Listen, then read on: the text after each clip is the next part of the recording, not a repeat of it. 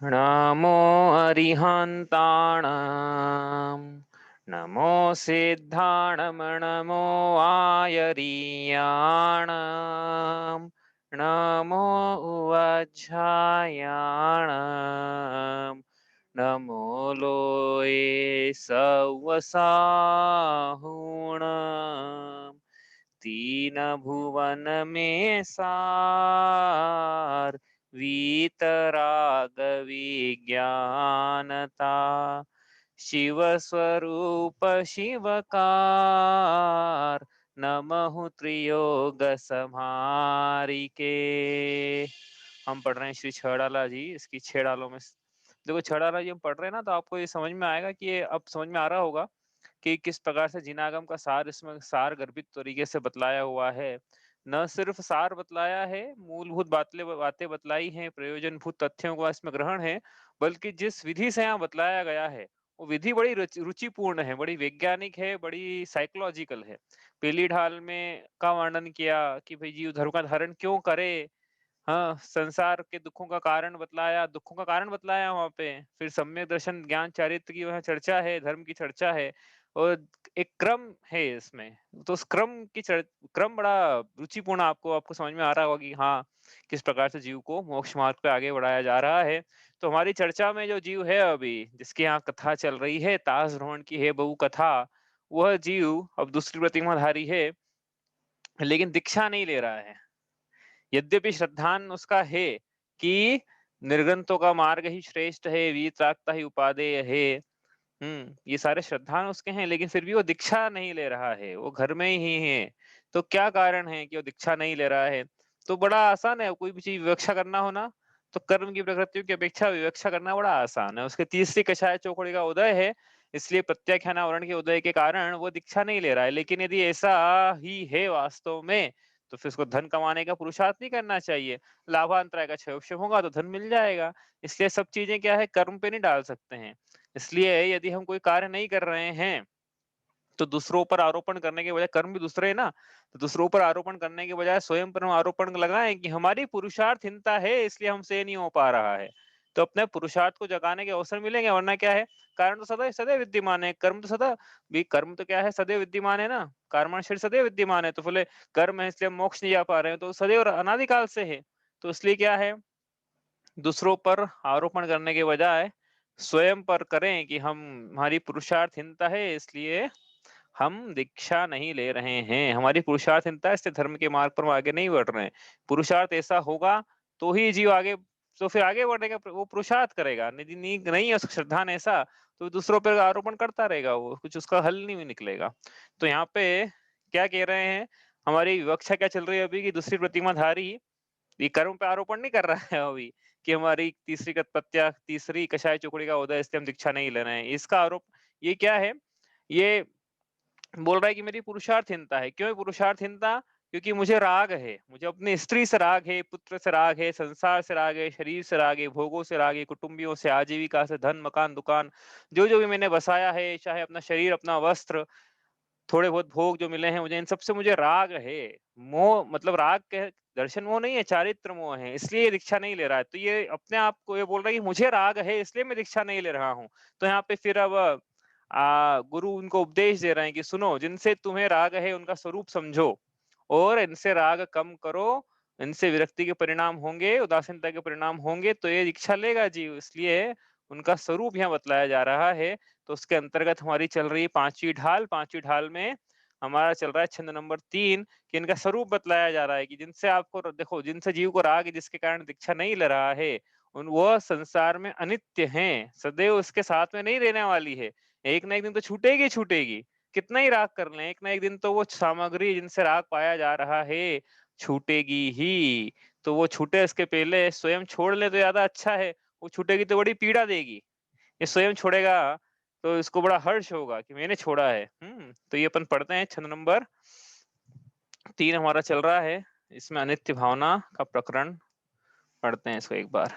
जो बन धन ग्रो जो वन ग्रह गोधन नारी, हय गय जन आज्ञाकारी, इंद्रिय भोग छिन थाई, सुर धनु चपला चपलाई, सुर असुर खगाधिप जेते, मृग जो हरि काल दलेते, मणि मंत्र तंत्र बहु होई, मरते न बचावे कोई। तो अनित्य अष्टन भावना दोनों साथ में पड़ी है। हमारा प्रसंग चल रहा है अनित्य भावना का, कि जो जिनसे भी राग है वो सब कैसे हैं, वहां बतलाया है यहाँ दौलत राम जी ने, कैसे है वह छिन थाई, क्षण भर के लिए ही है। छिन मतलब क्षण और थाई मतलब इतने टाइम के लिए आपके साथ संयोगों को प्राप्त है, क्षण भर के लिए ही है, मतलब कहने का मतलब क्षण भंगुर, क्षण में नष्ट, क्षण भंगुर का मतलब होता है क्षण में नष्ट हो जाना। यहाँ लिखा छिन थाई कि क्षण भर के लिए रहते हैं,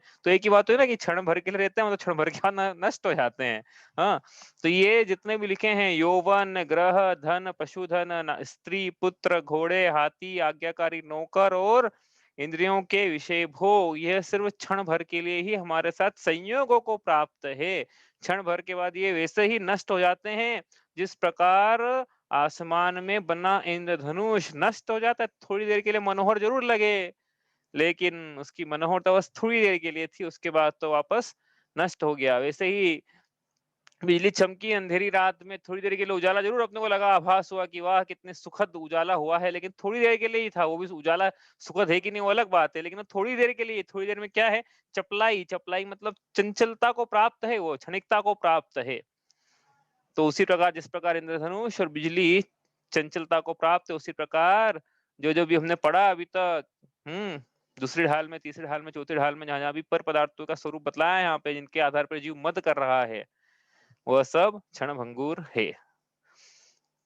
ये हमने कल पढ़ा था। ठीक है, अब यहाँ पे देखो क्षण भंगुर की बात आ रही ना यहाँ पे, तो ये कल देखा था हमने कि ये संयोगों की अपेक्षा से कथन करा है, संयोगों की अपेक्षा से, क्योंकि दो बातें द्रव्य और पर्याय, तो पर्याय को अनित्य बतलाया है और पर्याय को भी अनित्य बतलाया है। तो वो पर्याय, ऐसी पर्याय जो हमसे संयोग को प्राप्त है, वो अनित्य है। और लेकिन इसमें नित्य कौन है फिर, क्योंकि यदि ये अनित्य है, कल स्वरूप बतलाया सबका, संसार, शरीर, भूख, कुटुंबी आदि का, तो ये अनित्य है। तो फिर संसार में कुछ नित्य भी है जिसका आश्रय लिया जा सके, जो कि तो पढ़ेंगे अपन अभी अशरण भावना में। लेकिन क्या है नित्य, तो यहाँ पे नित्यता चल रही है आत्मा की, कि जीव नित्य है, समझ में आया। तो फिर आत्मा नित्य है पर पदार्थ अनित्य है संयोगों की अपेक्षा, ये साथ में लगाना, ऊपर लिखा भी है, संयोगों की क्षण भंगुरता का परिचय देने वाली यह अनित्य भावना है। नित्यता के, हम इसमें लिखा ऊपर, नित्यता के भ्रम से जीव को ऐसा लगता है कि ये मेरे साथ सदा काल रहे, लेकिन रहती नहीं है, क्योंकि अनित्यता का स्मरण नहीं करता है, इसलिए। तो यहाँ पे जो बतलाया है, जैसे अपन ने वो भूतदास जी की 12 भावना देखी थी, राजा राणा छत्रपति हाथिन के अस्वार, मरना सबको एक दिन अपनी अपनी वार, तो उन्होंने वहां पे मरना के कारण जो वियोग होता है संयोगों का, उसकी अपेक्षा से कथन किया है कि मरण होने पर वियोग को, लेकिन हमने देखा कि ये तो जीते जीते भी वियोग को प्राप्त हो सकते हैं, ऐसा नहीं कि मरण पे ही, लेकिन मरण का दुख एक्चुअली देखो आप, संसार में सबसे बड़ा दुख क्या है जिसकी अपन विवेचना करें, संसार में क्या है सबसे बड़ा दुख? लोक व्यवहार की बात करें, लोक में सबसे बड़ा दुख क्या है, तो लोक में सबसे बड़ा दुख है मरण का, सबसे बड़ा। क्योंकि बाकी सब जो दुख है ना, उन सब में एक आस रहती है। जैसे रोग भी लग गया, दुख हो रहा है, लेकिन एक आस है कि मैं जब साता का उदय आएगा तो मैं ठीक हो जाऊंगा। धन चला गया तो भी एक आस है कि जब लाभांतर आएगा, क्षयक्षम हो जाएगा, तो वापस धन की प्राप्ति हो जाएगी। संसार में कुछ भी हो तो एक आस रहती है, और हो भी जाता है कितनी बार कि वापस से मिल जाएगा। तो वो सारे डैमेज जो है वो सब रिपेयरेबल है, लेकिन मृत्यु का जो डैमेज है इरिपेयरेबल है, चाहे अपनी मृत्यु हो चाहे अपने इष्ट जनों की मृत्यु हो, दोनों ही प्रकार से वो जो डैमेज होता है उसको रिपेयर नहीं किया जा सकता है। सबसे बड़ा दुख जो है मरण का है। हाँ, तो जब सबसे बड़ा दुख की, अब यहाँ पे क्या सबसे बड़ा दुख को लिया है, अब अक्षण भावना में सबसे बड़ा दुख को लेंगे, तो जब सबसे बड़ा दुख को लिया तो बाकी सबको तो ले ही लेना कि वो सब भी इसी प्रकार से हैं। ठीक है, तो ये सबसे बड़ा दुख मतलब मरण के दुख की यहाँ पे चर्चा करी है। तो मरण के कारण ही वियोग नहीं होगा, बाकी सब कारण से भी वियोग हो सकता है। अब इसमें यहाँ पे ये बता रहे हैं कि जब योगों को प्राप्त हो जाएगी तो उनके साथ अपना चिंतन कैसा हो, अपना व्यवहार कैसा हो, पर पदार्थों के साथ सब योग को प्राप्त हो जाएगी मृत्यु आने पर। तो जैसे जैसे घर में हमारे कुटुंबीजन है, जैसे जैसे किसी घर में लड़की पैदा हुई, ठीक है, किसी दंपत्ति को लड़की पैदा हुई, तो जैसे ही लड़की पैदा होती है, वैसे ही उनके मन में क्या चिंतन रहता है, भले ही वो प्रगटाए नहीं उस चिंतन को, लेकिन क्या रहता है? हाँ, देखो वो बोला कि ये तो पराई है, पराया धन है, लड़की जो है पराया धन है, ऐसा चिंतन रहता है लड़की को लेके। तो यहाँ पे क्या कह रही है नित्य भावना? क्या कह रही पता है नित्य भावना? कि न सिर्फ लड़की उत्पन्न होने पर ये चिंतन करो कि पराया धन है, वरन लड़का भी उत्पन्न क्यों न हो जाए, तो भी यही चिंतन करना है कि ये भी पराया धन ही है। ये जैसे लड़की का वियोग हो जाता है ना, जब शादी हो गई एक तरह से वियोग ही हो गया, उस घर से चली गई वो, तो वैसे ही लड़का भी पराया ही है, इसका भी एक ना एक दिन शादी हो के भले ही ना हो, लेकिन ये इसका वियोग तो होना ही है। और जैसे लड़के के लिए बोला, लड़की के लिए बोला, पुत्र पुत्री के लिए बोला, वैसे ही सभी पदार्थों के लिए लगाना, ये सभी पराये धन। ये तो नहीं बोल रहे हैं, तो चलो चेतन पदार्थ की बात नहीं करें, अचेतन की पदार्थों की बात करें, तो ये तो नहीं बोल रहे ना कि ये पदार्थ हमारे ही हैं। तो ये जो राग कर रहा है, कौन कर रहा है? ये जीव कर रहा है, ये पदार्थ तो राग ही नहीं कर रहे हैं। ये जो यहाँ पे लिखे ना, जैसे अजीव पदार्थ है, घर, दुकान, मकान आदि आदि, धन, सोना, हाँ, तो ये तो राग, इनमें तो चारित्र नाम का गुण ही नहीं, तो राग तो करते ही नहीं है ये। उसकी विकृति होना, चारित्र गुण की विपरीत पर्याय राग है, तो न चारित्र नाम का गुण है इनमें, न उनकी विकृति है ये। तो ये तो राग कर नहीं रहे, कर कौन रहा है? आत्मा कर रहा है। अब ये एक तरफा होता ना, एक तरफा राग हो गया ये तो। अब कोई प्रेमी है, कोई किसी प्रेमिका से एक तरफा, तो ये वो प्रेमिका की तरफ से कोई कुछ नहीं है, तो ऐसा कब तक करेगा वो प्रेम? कि ये तो, इसको तो कोई अपने प्रति कोई विचार ही नहीं है। ये तो बोल रही कि नहीं, मैं तो आपसे आपकी इच्छुक ही नहीं हूँ। तो ये प्रेमी कब तक उसको राग करना चाहिए? छोड़ देना चाहिए कि भैया इससे यदि विवाह हो भी गया हमारा, या विवाह की, तो ये तो किसी काम की, कि इसको तो हमारे प्रति कुछ लगाव ही नहीं है, वैसे ही पर पदार्थ हैं, इनको तो कोई राग ही नहीं है हमसे, हम ही राग कर रहे हैं। एक तरफा हुआ है तो एक तरफा, ये तो बोल ही नहीं रहे। तो ये कि यहाँ पे क्या कह रहे हैं कि भैया ये जैसे वो, यदि वो स्त्री को राग नहीं है, जैसे अपन ने कथा भी देखी थी अंजन चोर की, ललितांग की, कि उसको तो वेश्या से प्रेम था, लेकिन वेश्या तो उसको इससे प्रेम नहीं था, है ना? तो वो ललितांग अल्टीमेटली ठगाया अंत में जाके, कि तुम देखो भैया, मैं तुमको आश्रय नहीं दूंगी, अब तुमको तो राजा के पहरेदारों ने देख लिया है, मैं तुमको थोड़ी आश्रय दूंगी, तुम मेरा रानी का हार भी चुरा के नहीं ला पाए हो।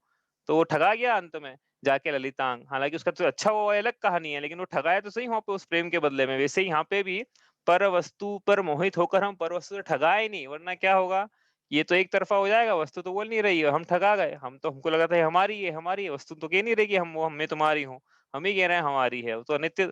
तो इस प्रकार से अनित्य भावना का स्मरण स्मरण चिंतन करना चाहिए। आपसे भी बोला था मैंने कि आपके भी कोई विचार हो तो आप रखो। कोई कुछ कहना चाहता है, किस प्रकार से अनित्य भावना का चिंतन किया जा सकता है, बताइए। किसी ने सोचा, कुछ भी विचार करा कि नहीं? अरे एक बार भी अपन ख्याल में आया कि नहीं कि पर पदार्थ अनित्य हैं? एक बार भी सोचा कि नहीं सोचा 24 घंटों में, कि बस ये आधे घंटे 1 घंटे की क्लास में अपन, तो मजा नहीं आएगा देखो पढ़ने में। अपन तो विचार चले, यहाँ तो क्या चिंतन करवाना है, बार बार अनुप्रेक्षा है ना, तो बार बार दिन में चिंतन चलना चाहिए पर पदार्थों को लेकर, कि इनका वियोग हो जाएगा, शरीर का वियोग हो जाएगा। चला, कुछ आया किसी को चिंतन? नहीं आया तो चले अपन आगे फिर। कोई एक आध तो बोले कम से कम। नहीं, चलो। एक ही, जैसे वो इंद्रधनुष और उसका एग्जाम्पल लिया ना, हाँ। इंद्रधनुष का, बिजली चमकने का, तो बस एक आध एग्जाम्पल हो रहा था, जैसे पानी का बुलबुला होता है, बुलबुलों को भी क्षण भर में वो खत्म हो जाता है। हाँ हाँ साबुन के झाग बनते हैं, हाँ। तो एकदम से वो भी खत्म हो जाते हैं। तो हम्म बस इसी तरह से अपना भी जीवन ऐसा ही है। हर हम्म पलक जब तक झपक रही है अपनी, झपकते हम्म झपकते ही अपना भी टाइम खत्म होता जा रहा है। हम्म इसको किधर स्पेंड करना है, बस इसका सोचना है अपने को। तो दो बातें हो गई। एक तो पर पदार्थ जो है बुलबुले के समान है, और दूसरा जो अपनी आयु भी है वो क्षण क्षण क्षीण होती जा रही है। देखो पानी के बुलबुले के बारे में तो लिखा ही है, कहाँ पे लिखा है? उत्तम आर्द्र धर्म की पूजा में लिखा है, जीतव्य जोवन धन गुमान कहा करे जल बुदबुदा। अनित्य भावना भी नयन सुखदास जी ने उसमें जल के बुलबुले का वर्णन किया है। किस किस की कहे कहानी, हे जगत बुदबुदा पानी, ऐसा लिखा है उन्होंने। किस किस की जगत में, तो सभी जगह ऐसे ही हो रहा है, सभी के मतलब जगत में इतनी अनित्यता है, इतना वियोग हो रहा है सभी को, किस किस की कहानी कहें। हे जगत बुदबुदा पानी, इसकी ममता दुखदानी, पाथर की नाव समानी, तो जगत के जितने भी संयोग हुए हैं पानी के बुलबुले के समान है। जगत बुदबुदा पानी, जगत में जितने भी संयोग है सब बुलबुले के समान हैं। एक बार पहले भी बताया था कि बुलबुले के समान का उदाहरण क्यों देते हैं यहाँ पे, क्योंकि बुलबुला जो है यह बना रहे तो आश्चर्य है, ये फूट जाए तो कोई आश्चर्य नहीं है। समझ में आया? हाँ, तो वैसे ये संयोग है ना, जो अच्छे लग रहे हैं इष्ट के संयोग, ये हमारे साथ बने हुए हैं। तो आश्चर्य है कि इतनी देर तक संसार जो दुख स्वरूपी जगत की ममता दुखदानी है, पत्थर की नाव के समान है, तो ये इतना संयोग, इतने अनुकूल संयोग इतने काल तक बने हुए कैसे रह गए? ये तो बुलबुले के समान है, आश्चर्य है। इनको तो वियोगों को प्राप्त होना ही है। जैसे जगत, जैसे पानी का बुलबुला फूट जाए तो आश्चर्य नहीं होता है, तो फूटने के लिए होता है, लेकिन बहुत देर तक बना हुआ रह जाए तो आश्चर्य कि अरे इतनी देर तक पानी का बुलबुला बना हुआ कैसे रह गया। वैसे ये संयोग जो है पर पदार्थ जो है यह पानी के बुलबुले के समान है, कभी भी नष्ट हो जाएंगे, कभी भी नष्ट हो ही जाते हैं, हो ही रहे हैं, किसी न किसी के कहीं ना कहीं कुछ न कुछ चल ही रहे हैं, वियोग हो चल रहे हैं जितने भी पदार्थ है सबके। तो इसलिए वो हमारा नंबर भी एक दिन हम भी उसी संसार रूपी वन पे सवार हैं अभी, जिसमें बाकी इस जगत के सभी जन हैं, तो हमारे भी ये संयोग जो है वियोग को प्राप्त होंगे। इसलिए इनकी अनित्यता का विचार करके, आत्मा की नित्यता का विचार करके उस पे हम अपना ध्यान और अपना समय लगाएं, जो कि काम का है, प्रयोजन भूत है। इन पे समय लगाया तो भी ये रुकने वाले नहीं, कितने भी समय लगाता हूँ इनको, कोई साथ में न जाने वाले हैं, न इस भोग के लिए शरण होते हुए पढ़ने वाले हैं अभी अपन। ठीक है, चलिए आगे चलते हैं। तो ये अब यहाँ बात करें किसकी, अनित्य भावना की, कि संसार में कुछ भी अनित्य नहीं है। तो यहाँ पे अनित्यता का जब प्रसंग लिया तब देखा हमने कि मतलब न सिर्फ आयु पे लिया बल्कि पर पदार्थों पे भी लिया, कि कोई भी शाश्वत रूप से साथ में रहने वाला नहीं है। अब यहाँ प्रश्न उठा कि चलो भाई शाश्वत रूप से कोई साथ में रहने का वाला नहीं है, मान लिया। आपके इतनी समझ में आ रही है ना? किसी कोई ऐसा तो नहीं है बोलने वाला अपने कोई नहीं मिलेगा, वो अपने में से क्या कोई मिथ्या कोई कोई मतलब मिलेगी नहीं संसार में जो ऐसा बोले कि ये पदार्थ मेरे साथ त्रिकाल शाश्वत रूप से रहेगा। कोई नहीं बोलेगा संसार में, कोई मिथ्या दृष्टि विपरीत मतावलंबी भी क्यों ना हो, वो भी इतना तो माने ही लेगा कि हाँ वो जो दिख रहा है ये संयोगों को प्राप्त है और वियोग को प्राप्त होगा, शाश्वत कुछ नहीं है। तो अब इतना सब समझ में आ गया।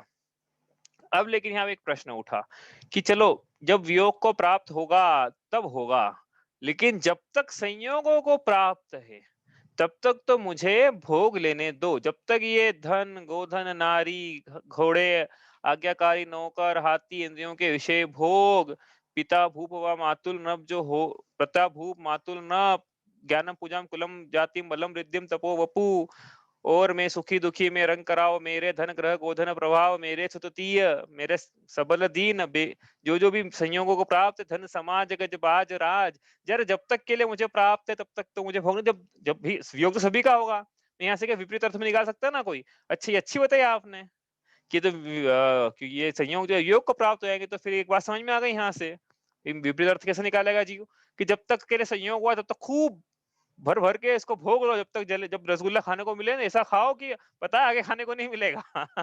आगे ना सिद्ध हो गई ना, आगे खाने को नहीं मिलेगा। और संयोग को प्राप्त है तो जब मिला है तो खूब खाओ। इससे तो ये बात साबित हुई, कोई ऐसा अर्थ निकाल सकता है यहाँ से, जब तक के लिए भोग मिले तब तक तो खूब भोगने दो। तो अब बतला रहे हैं क्या, क्या बतला रहे हैं अब? अशरण भावना।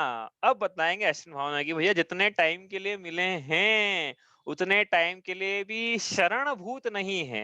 शरणभूत का मतलब क्या है, कि किस प्रकार से शरणभूत नहीं है, कि भाई जीव को सुख की बुद्धि देने वाले, सुख की बुद्धि ना जीव को, तो इसकी शरण में जाकर जीव को सुख की प्राप्ति नहीं होगी। कहने का मतलब ये कि जितनी भी देर के लिए मिले, मान लिया हमने कि थोड़ी देर के लिए मिले हैं, लेकिन थोड़ी देर के लिए भी जीव यदि इनकी शरण प्राप्त करना चाहता है और शरण प्राप्त करके यदि सुखी होना चाहता है, तो संसार में ये सुखी करने वाले नहीं है, शरणभूत नहीं है, आश्रय देता नहीं है, सुख के दाता नहीं है, सुख के देने वाला नहीं है।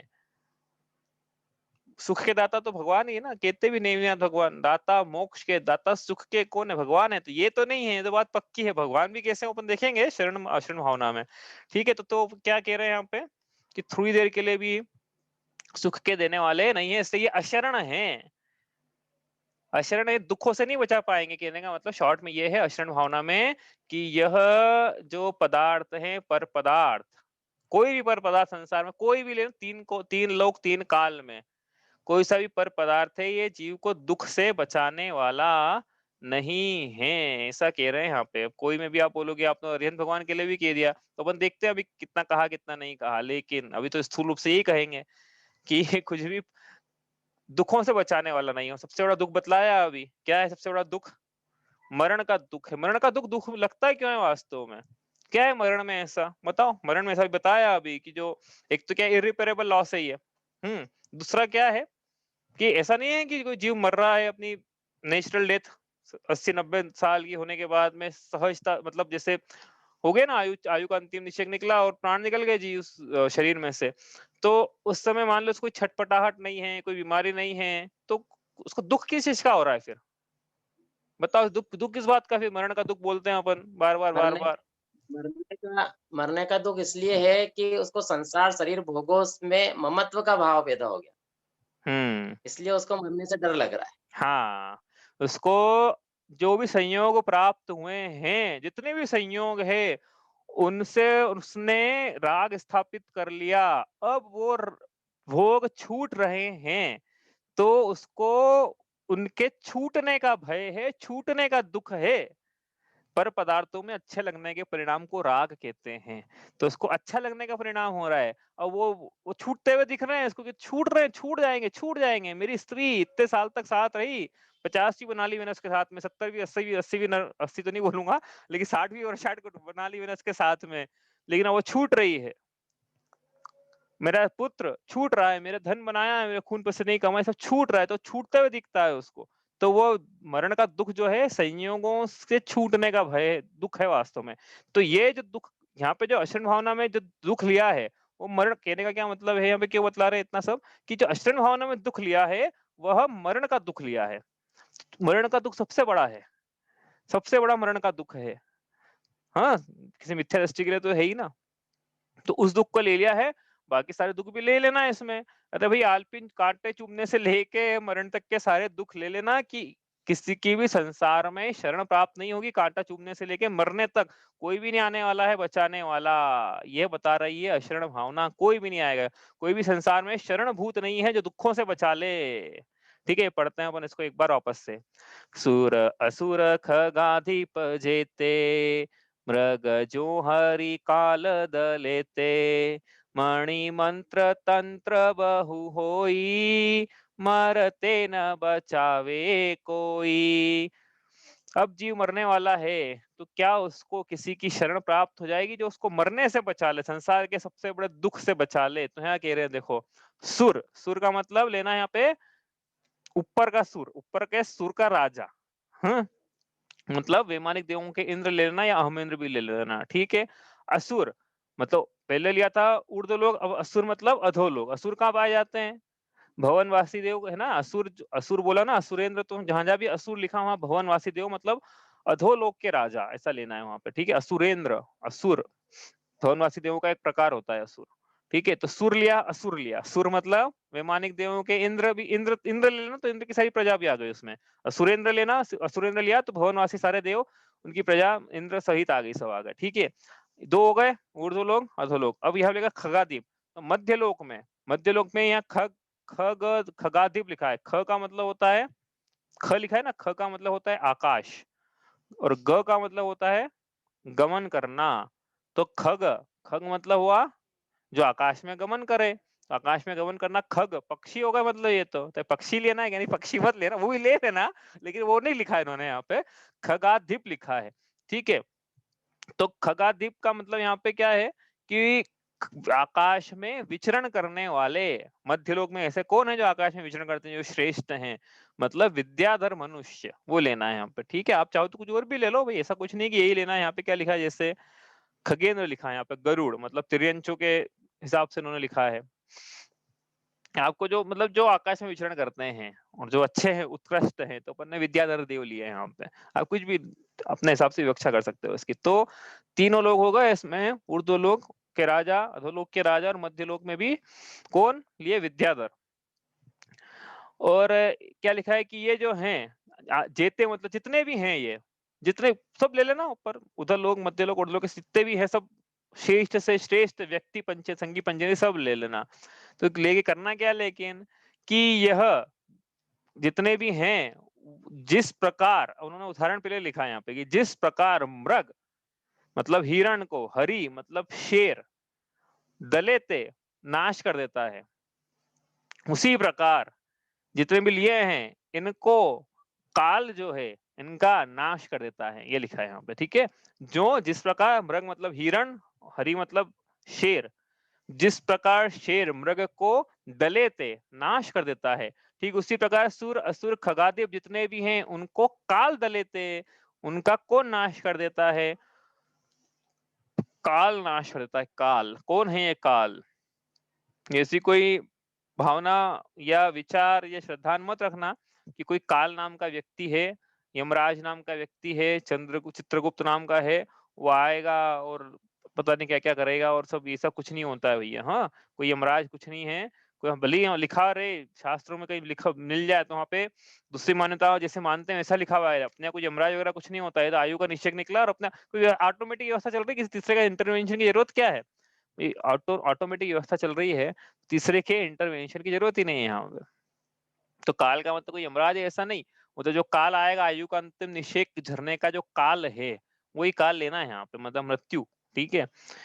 तो यहाँ पे क्या लिखा है कि तीनों लोकों में जितने हैं सब ले लेना, यह मृत्यु को प्राप्त हो जाते हैं, मृत्यु इनका नाश कर देता है, ठीक उसी प्रकार जैसे जंगल में हिरण का नाश कर देता है शेर। और इतना ही नहीं लिखा है तो ठीक है, आगे क्या लिखा है? अपन तो अक्षरण भावना पढ़ रहे हैं ना, ये तो सबको पता है कि इनका नाश हो जाता है। भाई मृत्यु अवश्यम भावी सत्य है, तो सभी को पता है ना, सबका भी नाश हो जाता है। इंद्र हो, धर्णेन्द्र हो, चमरेंद्र हो, असुरेंद्र हो, सबका नाश हो जाता है, मृत्यु नाश कर देती है। तो फिर पढ़ रहे हैं अक्षरण भावना, तो आगे लिखा है देखो, मणि मंत्र तंत्र बहु होई, यदि इनके पास, अब इनके पास कमी है क्या किसी के पास में? इंद्र है, सुधर्म इंद्र से लेके ऊपर तक, असुरेंद्र और विद्याधर देव ने विद्याधर मनुष्य, इनके पास मणियों की, मंत्र की, तंत्र की कोई कमी है क्या? लिखा है मणि मंत्र तंत्र बहु होई, बहुत होते हैं मणि मंत्र तंत्र, लेकिन मरते न बचावे कोई, जब इनका मरण आता है तब ये मरते हुए को न बचावे कोई, कोई बचाने वाला नहीं है। तो क्या मतलब हुआ इसका? कि जिस प्रकार जंगल में हिरण को शेर से बचाने वाला कोई नहीं है, एक हिरण को मरण समय में जंगल में किसी की भी शरण प्राप्ति नहीं होती है जब शेर सामने आता है, ठीक उसी प्रकार संस्कार रूपी शेर जब जंगल में घेर लेता है, भव रूपी जंगल में घेर लेता है जीव को, तब जीव के पास चाहे कितने ही रुपया पैसा जमीन जायदाद दौलत मणि मंत्र तंत्र वेद्य विद्या वाणिज्य आदि कुछ भी रखा हो, कुछ भी बचाता नहीं है, किसी की भी शरण जीव को प्राप्त नहीं होती है। मतलब मृत्यु से कोई भी बचाने वाला नहीं हो, कोई भी परिग्रह भले ही उसके पास हो, और कोई कितने ही बड़े से बड़ा इंसान व्यक्ति हो, लेकिन वो कितनी बड़ी विभूति हो उसके पास है, लेकिन मृत्यु से कोई नहीं बचा पाएगा। अशरण भावना पढ़ रहे हैं यहाँ पे, मतलब क्या है कि मृत्यु आने पर किसी की भी शरण नहीं काम आती है। सज धज के जिस दिन मौत की शहजादी आएगी, न सोना काम आएगा न चांदी आएगी। कितना सा तू, कितने बड़े अरमान है तेरे, मिट्टी का तू सोने के सब सामान है तेरे, मिट्टी की काया जिस दिन मिट्टी में मिल जाएगी। वो सोना रखा हुआ था ना, न सोना काम आएगा न चांदी आएगी, किसी की भी शरण प्राप्त नहीं होती है। या लिखा मणि मंत्र तंत्र बहु होई, कोई बचावन हार नहीं है इस जगत में, संसार में कोई बचाने वाला नहीं है। तो यहाँ पे क्या कह रहे थे? मृत्यु, देखो पहले प्रसंग क्या चल रहा था कि अनित्य भावना अपन पढ़ रहे थे, वहां अपन ने प्रश्न निकाला। प्रश्न क्या निकाला कि जितनी देर के लिए संयोगों को प्राप्त है उतनी देर के लिए तो हमें भोगने दो। तो यहाँ पे कह रहे हैं कि जब असाता का उदय आता है, जब आयु का अंतिम निषेक झड़ता है, किसी भी प्रकार की विपत्ति आती है, मृत्यु सबसे बड़ी विपत्ति ले ली है ना, तो छोटी भी ले लेना, तो कोई भी प्रकार की विपत्ति आए, तो किसी की भी शरण प्राप्त नहीं होने वाली। मतलब ये जो पर पदार्थ हैं ये सुख के कर्ता नहीं है, सुख के लिए शरणभूत कोई नहीं है इसमें से।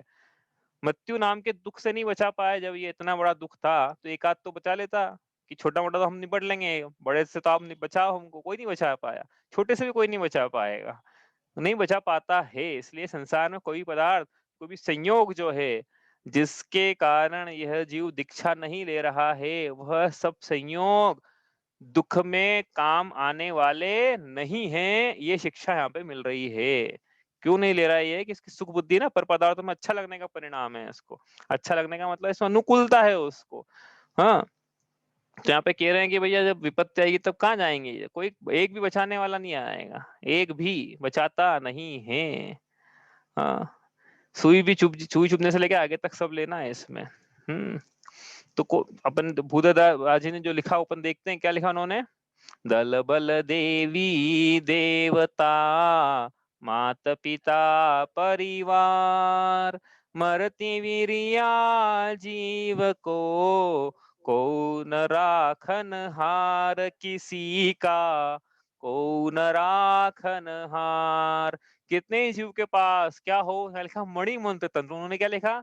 दल बल, कितने ही दल हो, मतलब समूह हो, कितना ही बल हो, धन का बल आदि आदि कोई से ही बल हो, दल बल, कोई कितने ही देवी देवताओं की पूजा करी हो उसने, सरागियों की करी हो या वीतरागियों की करी हो।